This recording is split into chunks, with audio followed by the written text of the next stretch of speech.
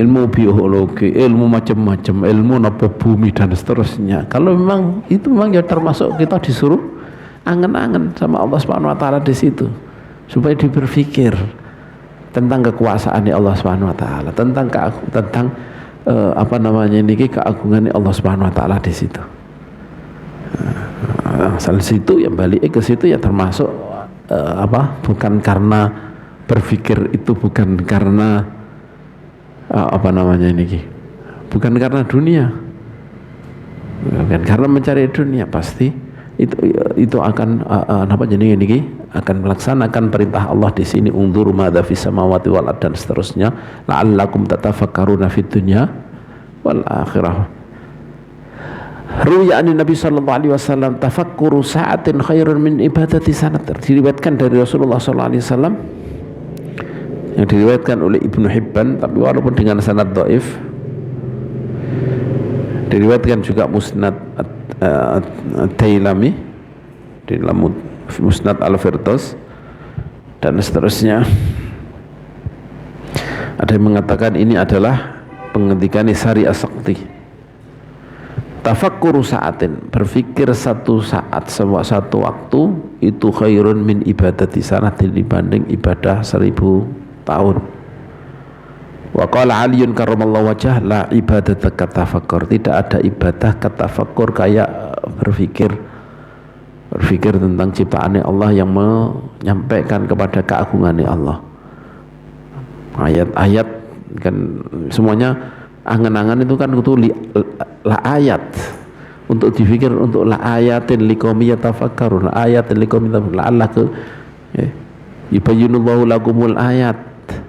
Dan di sini la'allakum tatafakkaruna fid dunya wal akhirah, semuanya untuk kepada Allah Subhanahu wa taala, tidak hanya murni karena nopo dunia. Kalau pernah dunia ya enggak termasuk melakukan perintah niki. Nah, berpikir seperti itu, ini adalah termasuk ibadah, melaksanakan perintah Allah. Dan termasuk Sari As-Sakti, termasuk jenenge niki Sayyidina Ali niki sangat mengagungkan berpikir tentang nopo keagungan Allah lewat hal yang termasuk lewat yang ini, lewat nopo dunia niki termasuk ini seperti itu wong tafakkur, ibadah tekan tafakkur. Wal fikru ala anwa'in katsir, mikir-mikir, berpikir, bertafakkur itu ada macamnya banyak. Wa asyrafu anwa'ihi, mulia-mulianya macamnya tafakkur, fikir, wa afdaluha, utama-utamanya macamnya tafakkur adalah af'al, al-fikru fi af'alillah wa ayati, adalah berpikir tentang perbuatan-perbuatan Allah dan ayat-ayatnya. Ini berpikir kayak apa namanya niki yang disebutkan oleh Abdul Haddad dalam tafakkar fi fanaha wa fi kathrat anaha wa fi qillat ghinaha. Berpikirlah kamu fi kathrat anaha, fi kathrati anaha, dalam banyaknya kesusahan yang ada di dunia niki. Wa fi qillat ghinaha, sedikit sekali bisa mencukupi, bisa membuat apa kamu kaya pun ya bisa. Jantungnya ya tetap jantungan gak iso mari-mari, hanya menunda paling setahun 2 tahun. Kalau ditangani dengan baik tambah 3 tahun 5 tahun 10 tahun ya sama mati juga. Nah, kan paling nambah hanya 5 tahun. Kalau orang nggak punya dia langsung mati sekarang. Kalau yang kaya mungkin tambah 5 tahun saja, cukup hanya 5 tahun saja. Untuk apa? Afiqillat ghina, sedikit ghina. Nah, makanya ini termasuk tafakur yang dianjurkan oleh yang diinikan oleh Imam Abdul Haddad.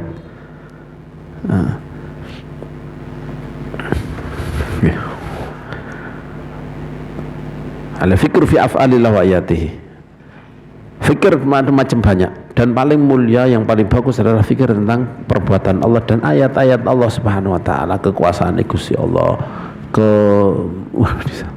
yang termasuk dulu saya ingat apa Quran niku kaya apa jenenge niki sangat mukjizate kaya ngono, wis gak mungkin kaya napa dibikin menungso punya kemampuan seperti itu, menunjukkan bahwa memang pantas lah kalau Allah itu yang apa jenis yang menurunkan Al-Quran itu yang menciptakan makhluk niki, menciptakan aturan-aturan yang sangat jelimet ini. Makanya Quran yo dibikin dengan detail banget,